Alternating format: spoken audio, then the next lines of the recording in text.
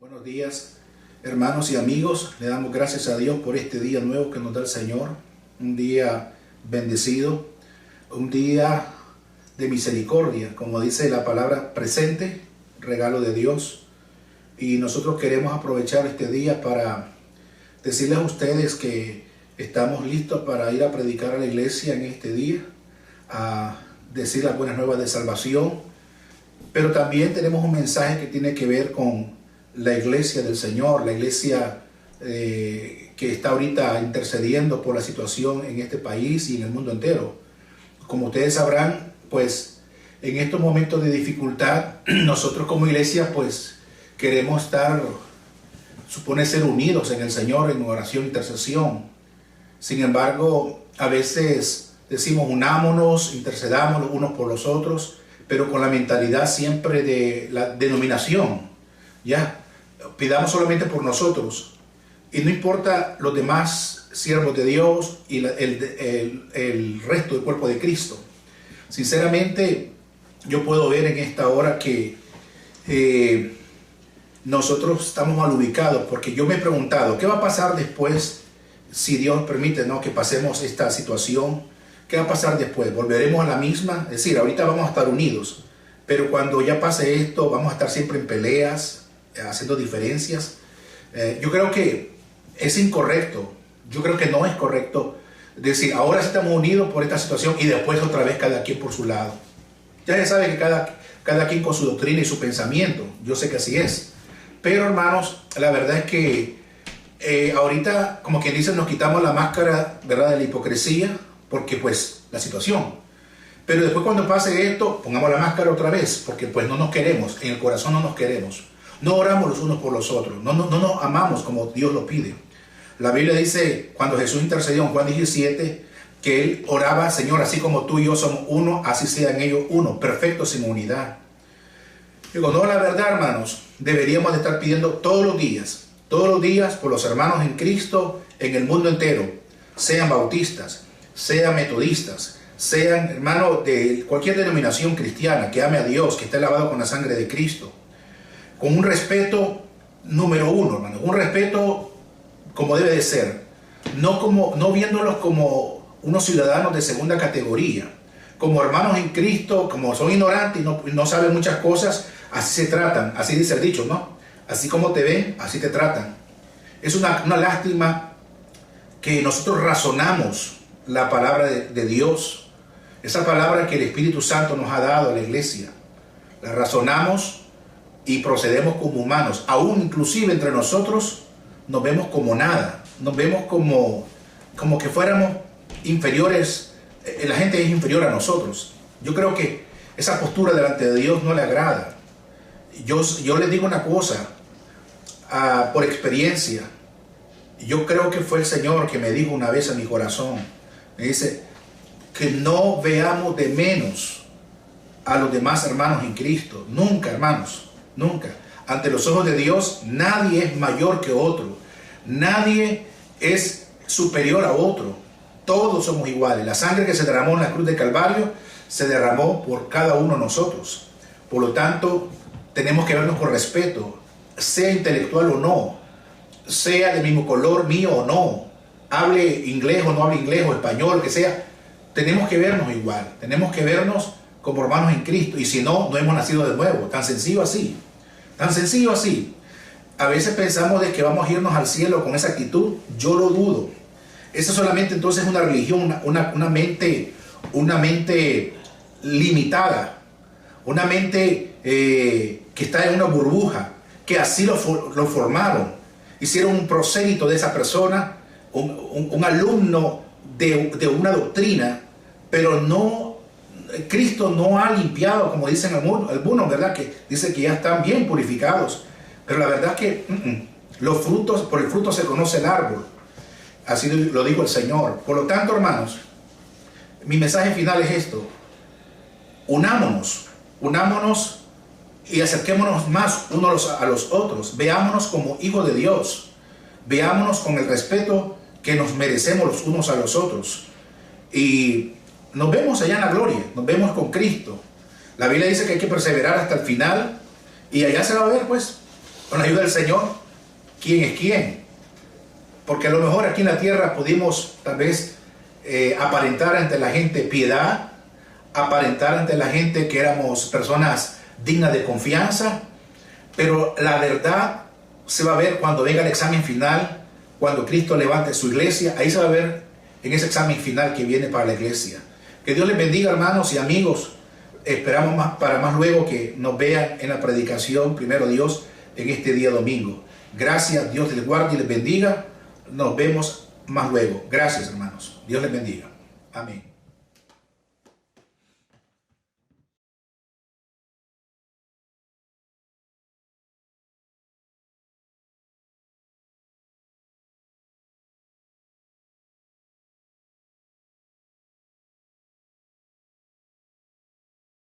En los sufrimientos de nuestro Señor y en la resurrección que Él hizo, ¿verdad? Con su vida, levantándose de entre los muertos. Yo quiero en esta hora entonces basarme en 1 Corintios 15, versículo 1 al 8. Dice así la palabra de Dios: además os declaro, hermanos, el evangelio que os he predicado, el cual también recibisteis, en el cual también perseveráis, por el cual asimismo, si retenéis la palabra que os he predicado, sois salvos, si no creísteis en vano. Versículo 3 dice: porque primeramente os he enseñado lo que asimismo recibí, que Cristo murió por nuestros pecados conforme a las Escrituras, que fue sepultado y que resucitó al tercer día conforme a las Escrituras, y que apareció a Cefas y después a los 12, después apareció a más de 500 hermanos a la vez, de los cuales muchos viven aún y otros ya duermen. Después apareció a Jacobo, después a todos los apóstoles, y al último de todos, como a un abortivo, me apareció a mí. Señor, te damos gracias por esta mañana, por esta lectura de tu palabra, y rogamos que en esta hora tu Espíritu Santo nos hable, nos ministre.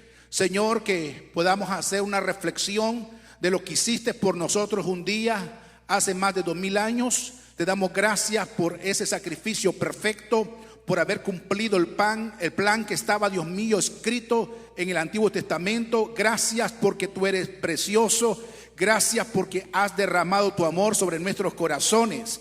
Gracias, Señor, porque hoy tenemos la paz en nuestras vidas y la seguridad que un día nos vas a llamar delante de ti. Sea que vengas por tu iglesia o sea que nosotros tengamos que dejar este mundo por la muerte, Señor, un día estaremos delante de ti, pero Señor, nos vas a dar la bienvenida a los tuyos, a los que hemos creído.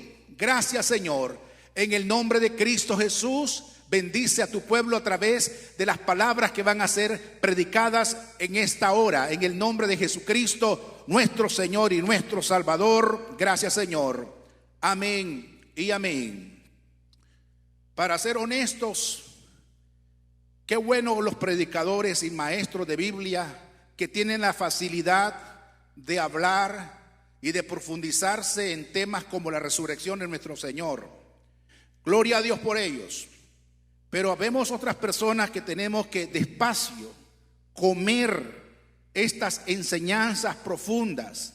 El apóstol Pablo, por ejemplo, le dice a los hermanos corintios: hermanos, dice, yo quiero decirle que el evangelio que ya le fue predicado a ustedes, que recibieron, en el cual también ustedes perseveran, dice, y si retienen la palabra, ustedes entonces van a ser salvos. Si no, ustedes han creído en vano, dando a entender de que esta enseñanza de la palabra tiene que ser creída, tiene que ser practicada. De lo contrario, entonces estamos viviendo un vacío, creyendo lo que de veras no practicamos ni queremos practicar, solo creer mecánicamente, hacerlo como una tradición, hacerlo porque mi papá, mi mamá, mi abuela me enseñó, sin base alguna, sin experiencia alguna. Por eso es necesario que en esta hora nosotros veamos un poquito detenidamente algunas cosas, algunos sucesos que le sucedieron a nuestro Señor Jesucristo. Pero, por ejemplo, hermanos, yo quiero mencionar en esta hora que cuando Jesús estuvo aquí en la tierra, dice la Escritura que Él hizo milagros y prodigios.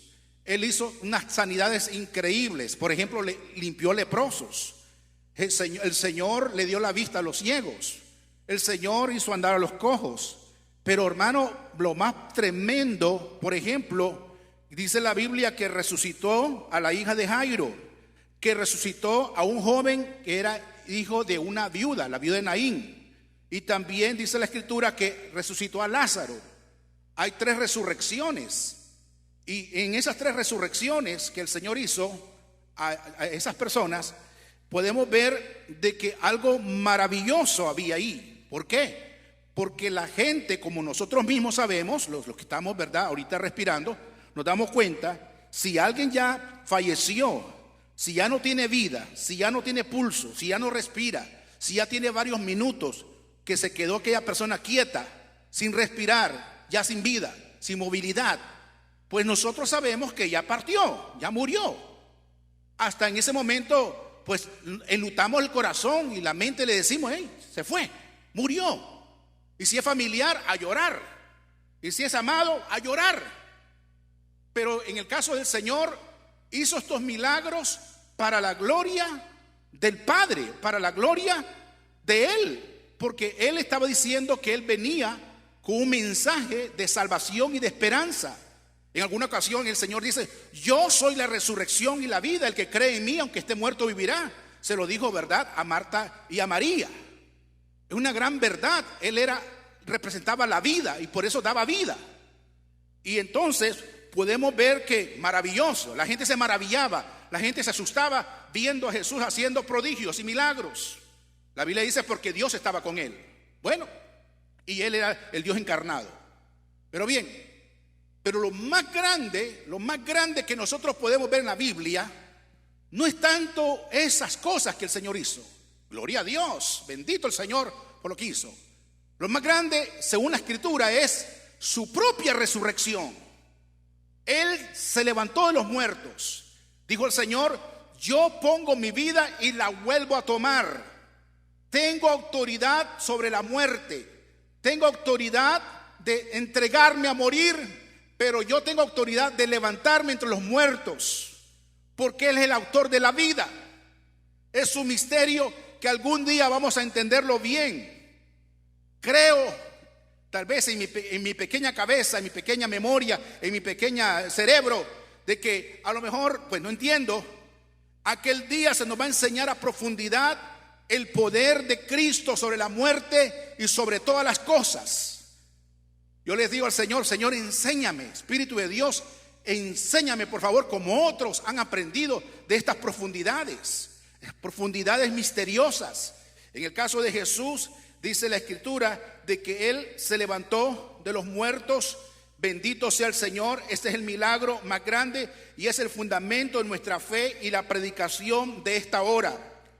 Con eso, hermano, nosotros aseguramos con su resurrección que Dios recibió el sacrificio de nuestro Señor Jesucristo, un sacrificio perfecto.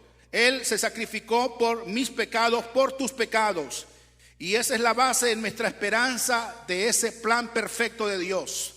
Esa, hermano, más la experiencia que hoy tenemos de la salvación, que Él vive en nuestros corazones, que Él mora en nuestros corazones.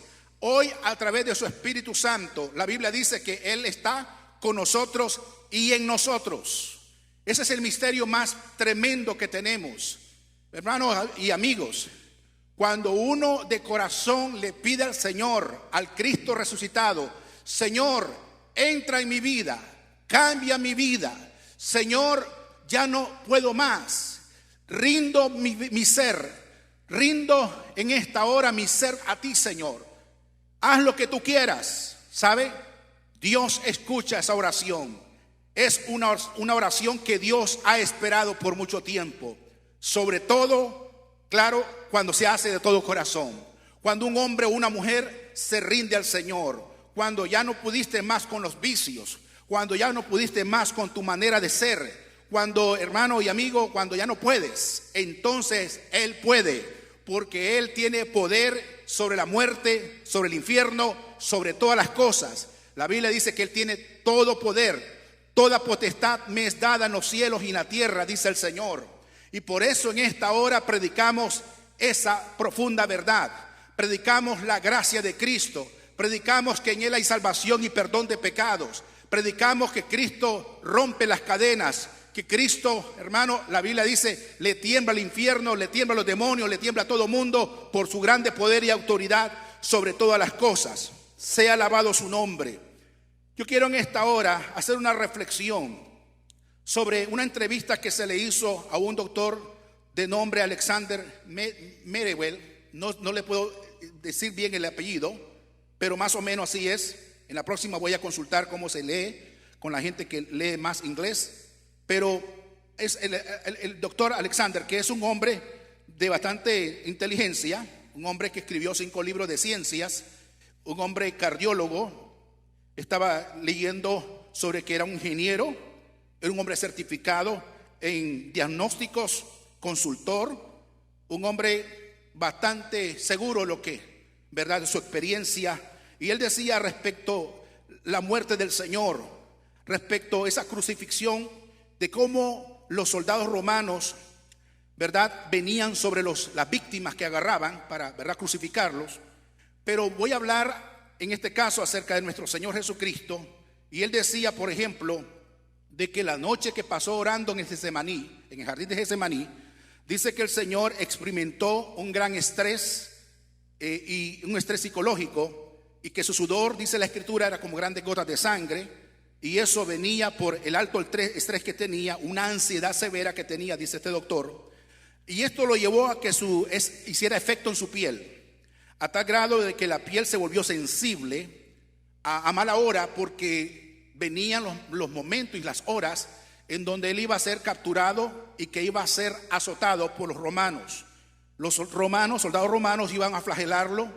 Y cuando yo comienzo a escuchar esto y estaba leyendo respecto a esto, a mí me da conmoción espiritual, me da dolor al mismo tiempo. Por eso el título que yo le he puesto a este tema es que nosotros tenemos que identificarnos con la muerte del Señor y también con la resurrección del Señor. Como cristianos nos identificamos por las aflicciones y sufrimientos. Hablemos de los azotes. Dice que los azotes de los romanos eran brutales, a tal grado que a veces daban 39 latigazos.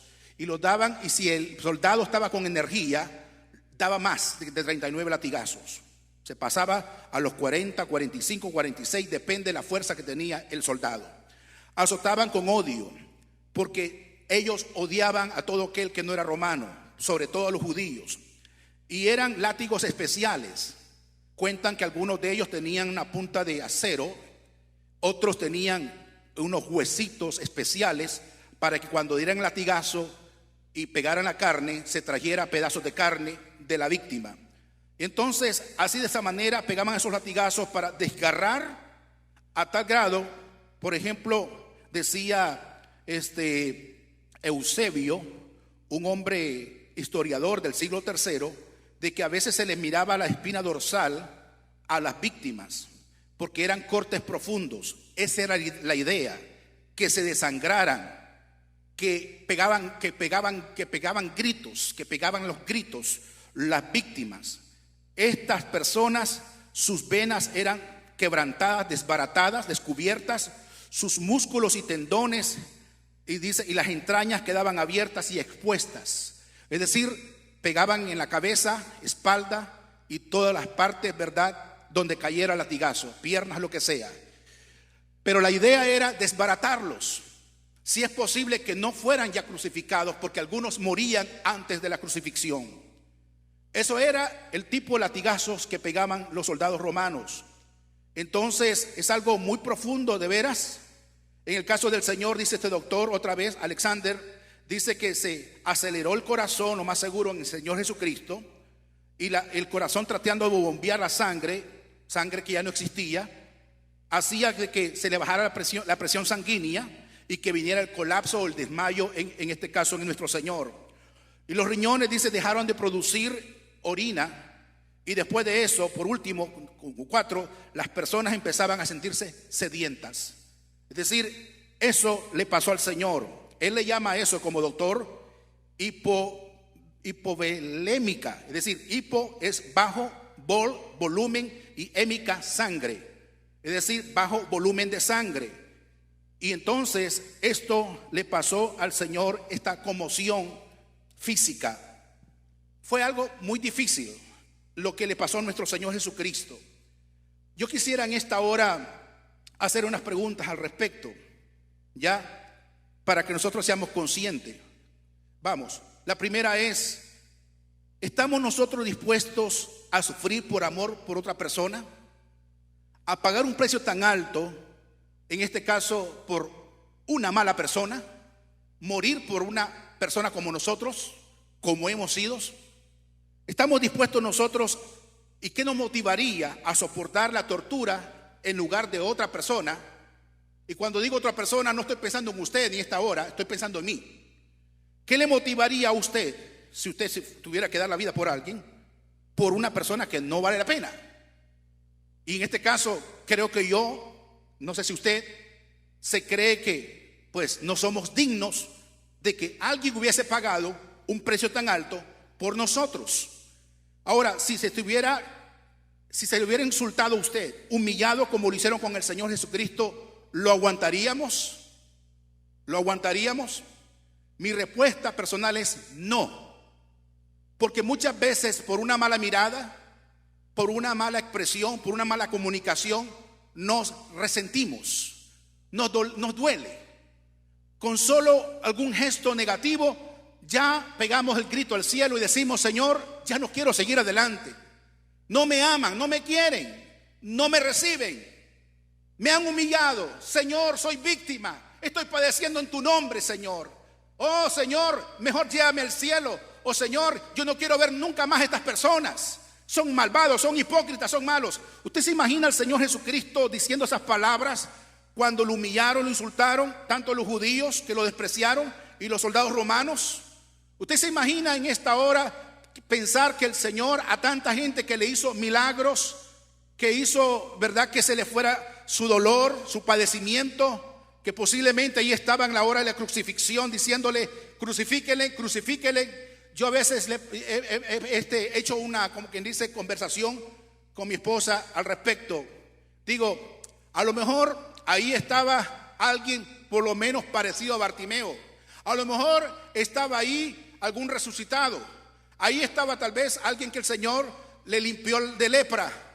A saber, pero más de algún traicionero estaba ahí. Alguna persona que el Señor hizo algo positivo en ellos, una bendición de salud, una restauración, que alguna vez fueron edificados por las palabras del Señor, por las enseñanzas profundas de Jesús. A lo mejor estaban ahí diciendo: crucifíquele, crucifíquele, o estando viendo la crucifixión sin dolor alguno, sin derramar una sola lágrima, viendo los padecimientos del Señor. Hoy nosotros como iglesia nos hacemos, hermano, todo el tiempo víctimas. Hermano, no soportamos el dolor ni la humillación de nadie. Sin embargo, nuestro Señor sí padeció por nosotros, siendo nosotros tan malvados que somos. No somos dignos de que Él diera su vida por nosotros. Ahora, ¿por qué Jesús, después de tanta humillación, en medio de su agonía, suplicó al Padre Celestial diciendo las siguientes palabras: Padre, perdónales porque no saben lo que hacen? Esas palabras no son cualquier palabra, déjeme decirle. Son palabras profundas. Son palabras, hermanos, que llegan a mí, en lo personal, me llega a mi corazón diciendo: hey, no merecían que Jesús dijera: perdónales, Padre. No merecían que Jesús estuviera suplicando, intercediendo por ellos. Más bien, lo seguro que tenía que haber dicho: Señor, tómales en cuenta este pecado. Yo sé que necesitan ahora mismo que tú hagas algo por ellos, que se mueran ahora mismo. O él mismo declarar alguna palabra de maldición, alguna palabra de lo contrario a perdón.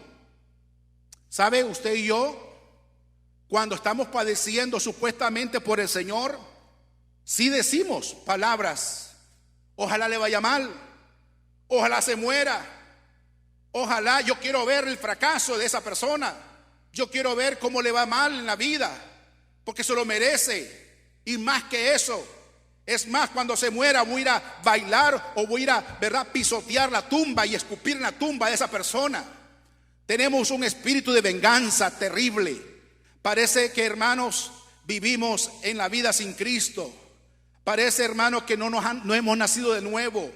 Tenemos un corazón perverso. Y algunos dirán en esta hora: hermano, no predique más negativamente, hombre. Predique algo positivo, edifique al pueblo. Pero ¿sabe? No podemos negar el mal que hay en la carne nuestra. No podemos tapar al sol con un dedo. Tenemos que decirle: Señor, transforma mi manera de pensar, transforma mi mente, Señor. Yo quiero identificarme con lo que tú pagaste en la cruz del Calvario. Yo quiero identificarme con los sufrimientos que diste por nosotros. Bendito sea el Señor, porque el Señor resucitó de los muertos. Bendito sea el Señor, porque derrotó, ¿verdad?, a la muerte. Yo quiero en esta hora enfatizar lo que dice el apóstol Pablo aquí. Dice que este evangelio entonces fue predicado, recibido, creído y practicado por los hermanos en los corintios. Y eso también sucede con nosotros. Nosotros nos predicaron el evangelio, lo recibimos, lo creemos y lo estamos practicando, ¿verdad?, con la ayuda de Dios. Sin embargo, tenemos que hacer lo mismo: predicar el evangelio, decirle a la gente que Cristo les ama, que hay un Dios que los perdona, hay un Dios que hace milagros también para darle vida a los muertos espiritualmente hablando. Dice la Escritura: si lo retenéis, versículo 2 en 1 Corintios 15, ustedes son salvos. Pero si no retenemos este evangelio, no retenemos esta palabra enseñada, entonces hemos creído en vano. Entonces no somos salvos. Bien, versículo 3 dice que Cristo murió por nuestros pecados, fue la enseñanza del apóstol, número 1. 2, fue sepultado. 3, resucitado. Y 4, apareció, dice, a todos los hermanos de aquel entonces, como una prueba de su resurrección. Dios, dice la Escritura, resucitó a Jesús de entre los muertos por el apóstol Pedro predicó eso. Dice el libro de Lucas, capítulo 24, versículo 5. Voy a leer algunas partes que dice la Escritura acá. Si usted puede tomar su Biblia, tome su Biblia y consulte conmigo lo que dice Lucas capítulo 24 acerca del día de la resurrección del Señor.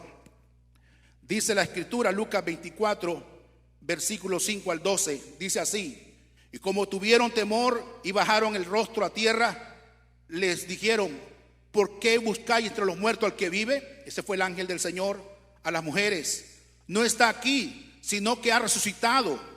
Acordado de lo que os habló cuando aún estaba en Galilea, diciendo: es necesario que el Hijo del Hombre sea entregado en manos de los pecadores y que sea crucificado y resucita al tercer día. Entonces ellas se acordaron de sus palabras y volvieron al sepulcro y dieron las nuevas a todos los que están de estas cosas, a los 11 y a todos los demás.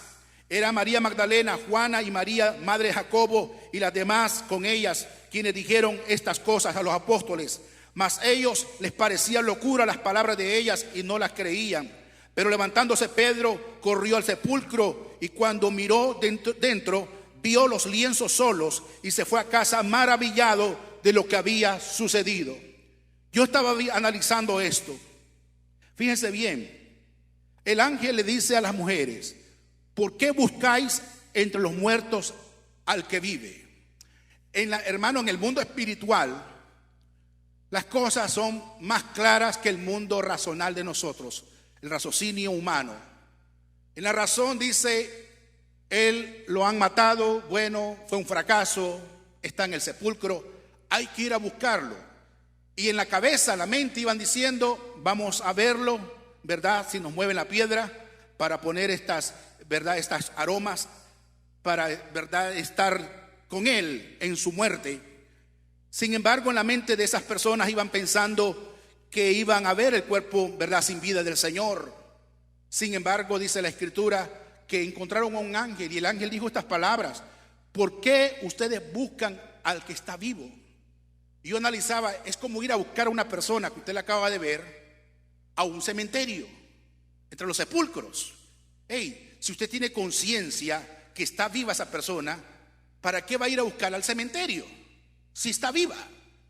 En la mente del ángel y en la esfera espiritual, Jesús dio su vida, sí, se entregó por los pecadores, pero hermano, en el momento que el Señor sale de su cuerpo, se va a los infiernos, hace lo que hizo, ¿verdad? Fue a libertar a los cautivos y llevó cautiva la cautividad, dice el apóstol.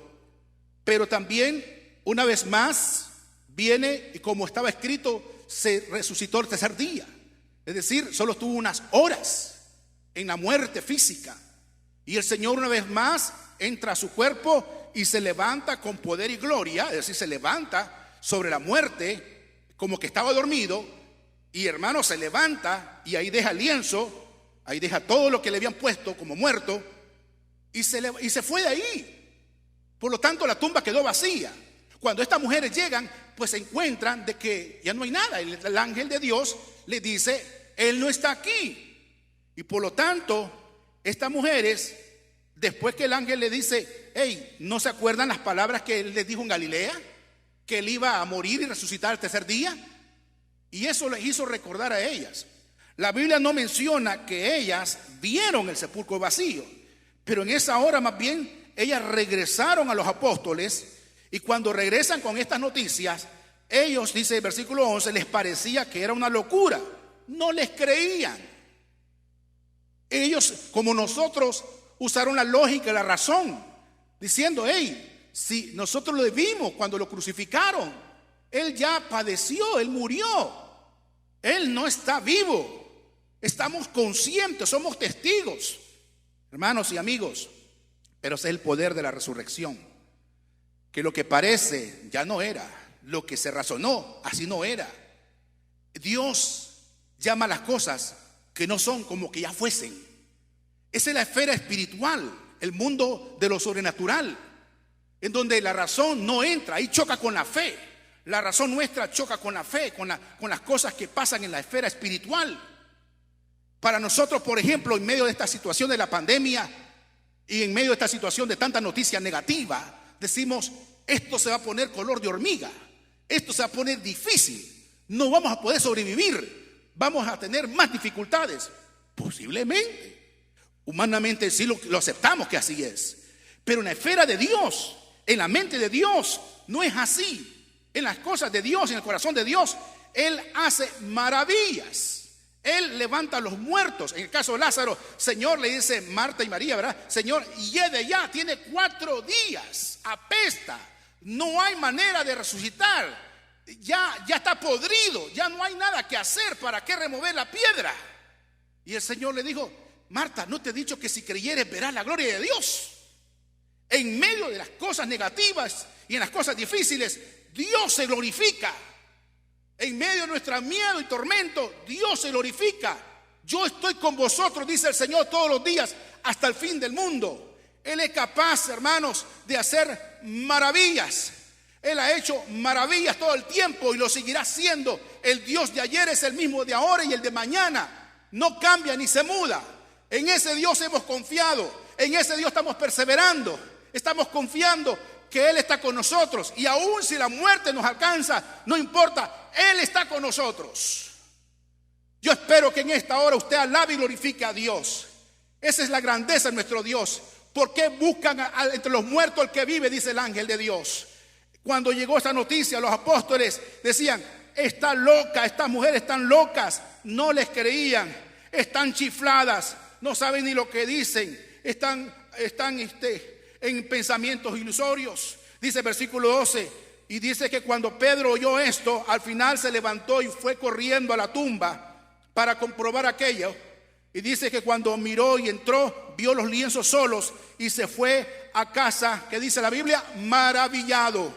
Se fue maravillado porque dice, viendo lo que había sucedido. Al final creyó, sí, yo fui testigo, dice Pedro, que vi solo los lienzos. Yo vi vacía la tumba, de veras ya no está ahí, ha resucitado. Y aquí viene un misterio, hermanos, aquí viene un misterio, aquí viene una discusión respecto a los guardias.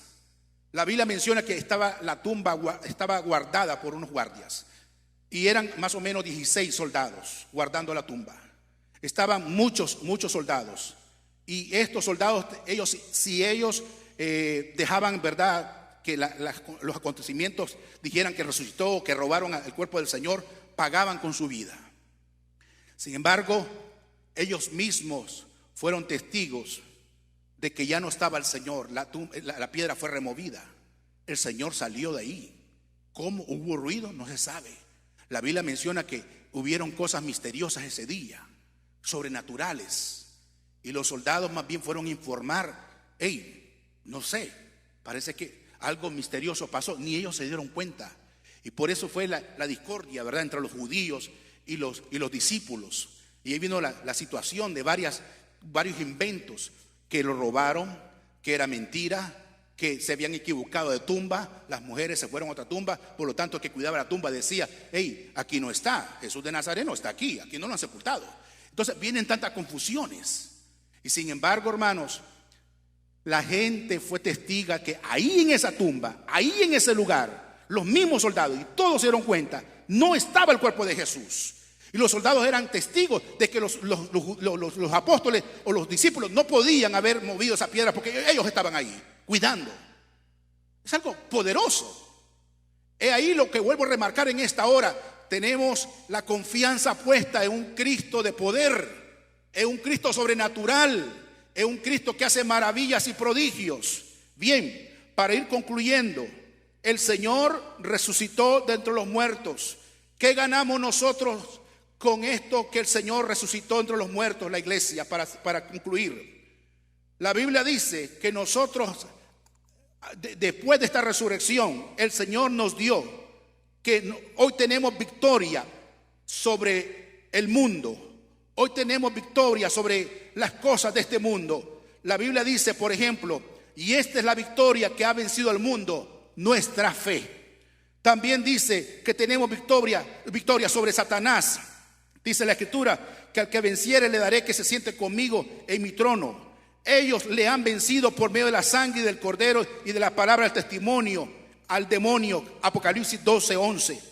También tenemos victoria sobre el pecado. Así también dice: no reine más el pecado sobre vosotros, porque así como Cristo resucitó de los muertos y venció la muerte ya no se enseñorea más de él, así también el pecado no se enseñorea sobre vosotros, dice el apóstol.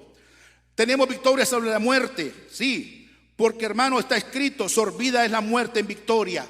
Un día, hermanos, nosotros seremos levantados también de entre los muertos para vivir para siempre con el Señor. Tenemos la victoria asegurada porque Cristo la asegura. También tenemos la esperanza viva. Dice el apóstol Pedro: nos hizo renacer para una esperanza viva por la resurrección de Jesucristo de los muertos. Tenemos a un Salvador e intercesor, según Hebreos 7:25. Tenemos inmortalidad en el Señor, 1 Corintios 15:12. Tenemos ahora la semejanza a Cristo, 1 Juan 3:2. Y, hermano, hay una vida nueva en el Señor. Fuimos vivificados, estamos en una vida diferente. Así como Cristo resucitó de los muertos por la gloria del Padre, así también nosotros andemos en vida nueva, dice Romanos 6:13. Dando a entender de que nosotros ganamos y ganamos y ganamos y ganamos bendiciones. Ganamos a raudal en Cristo Jesús. Estamos bendecidos. Bendita resurrección, bendita muerte, bendita, hermano, todo lo que el Señor hizo es bendito. Y hoy mora en nosotros, vive en nosotros el Señor, vive en nuestras vidas. Dios nos ayuda a entender más y más estas verdades. Que el Señor nos ayude en la iglesia a alegrarnos, porque un día el Señor dio su vida, pero también se levantó de la muerte, venciendo a la muerte y a la tumba, y hoy está a la diestra del Padre intercediendo por usted y por mí. ¿Cómo intercede el Señor por usted y por mí? Señor, ten piedad de mi pueblo. Señor, yo di mi sangre por ellos. Señor, yo pagué por él, por ella. Señor, perdona.